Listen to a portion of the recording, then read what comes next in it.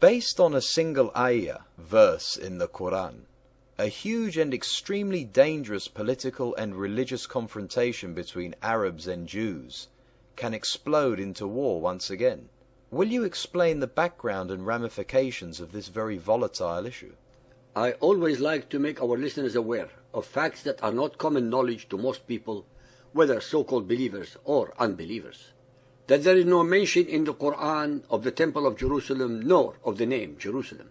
That every single encounter by Muhammad with the angel Gabriel, who was allegedly revealing the Quran to him, was never witnessed by either his wives nor by any of his companions. All we have, and all they ever had, are Muhammad's unverified and unsubstantiated assertions that he did. On the one hand, every single miraculous encounter of Muhammad occurred in the dead of night without any witnesses.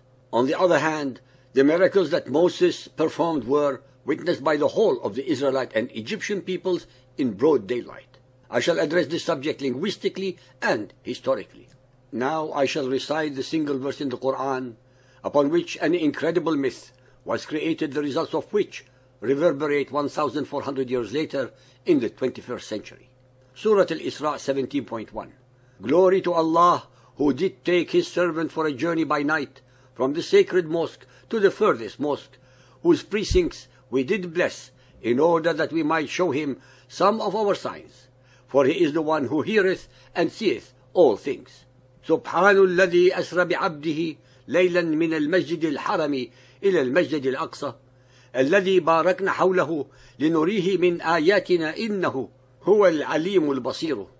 The claim by the followers of Muhammad for Jerusalem as their third holiest place is founded on the interpretation of this verse. Are these interpretations true, factual, or historical? Surah Al-Isra 17.2.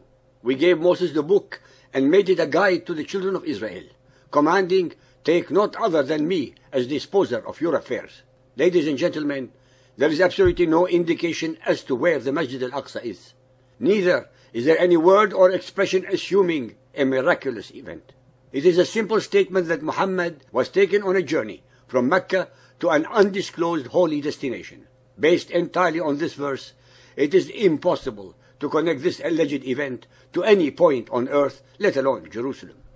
Moreover, the very next verse jumps from the 7th century AD to the 15th century BC of Moses without batting an eyelid, although the two subjects have absolutely no relevance to each other.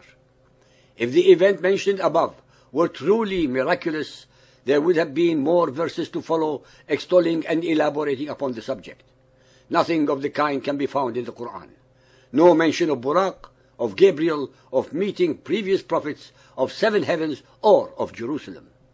Al-Isra 17.104. And we said thereafter to the children of Israel, dwell securely in the land. Uskunul arda. Al-A'raf 7.137. And we made the people considered weak and of no account, inheritors of land, al-ard, in both east and west lands, whereon we sent down our blessings. The fair promise of the Lord was fulfilled for the children of Israel because they had patience and constancy. By both east and west lands, the Quran affirms the biblical narrative that assigned the promised land among the 12 tribes of Israel on both sides of the river Jordan. Al-Rum 30.6. It is the promise of Allah. Never does Allah depart from His promise. Since Allah never departs from His promise, how then can the Muhammadans assert that He has done so in the case of the promised land? Are they reinterpreting the Quran to suit their agenda? But this is blasphemy. The next verse is of extreme importance, since it reveals the fallacy of the adjective furthest. Al-Rum 30.2. The Roman Empire has been defeated in a land close by. Abdullah Yusuf Ali, the translator of the Quran, explains very clearly the meaning of these verses and says, the remarkable defeats of the Roman Empire under Heraclius were not merely isolated defeats. The defeat in a land close by must refer to Syria and Palestine. Jerusalem was lost in 614-15 AD, shortly before the surah was revealed. If in a land close by is Palestine, Syria, how could the Temple of Solomon in Jerusalem be the furthest mosque? After all, Muhammad's mosque was in Medina, and no others are mentioned in the Quran. How can the same point on earth, Jerusalem, be both the furthest and near? This event presumably occurred just before Muhammad migrated to Medina in 622 AD. For the next 150 years, no one ever connected the night journey to Jerusalem or anywhere else for that matter. Once again, there was no mention of Buraq, Gabriel, or Jerusalem. Then enters Muhammad ibn Ishaq, and his biography of Muhammad, called Sirat Rasulullah, page 181, section The Night Journey and the Ascent to Heaven. Ibn Ishaq admits that he patched together assorted stories regarding an alleged miraculous journey that Muhammad had on an animal called Buraq to Jerusalem, then the seven heavens, and back to Mecca in one single night.